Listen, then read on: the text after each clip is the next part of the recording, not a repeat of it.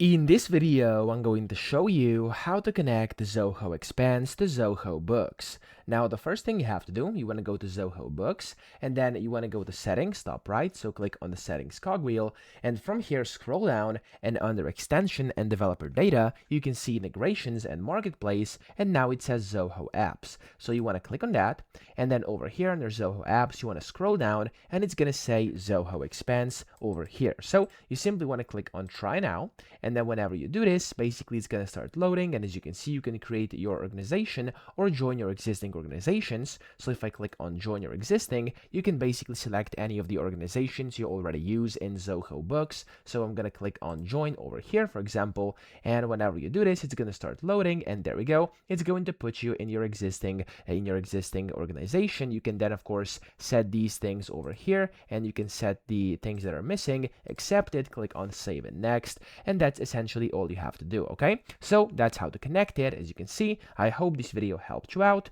and yeah, here you can also click on accounting software, Zoho Books, click on get started, and you are good to go. So yeah, I hope this video helped you out. If it did, please subscribe to the channel and help me out as well.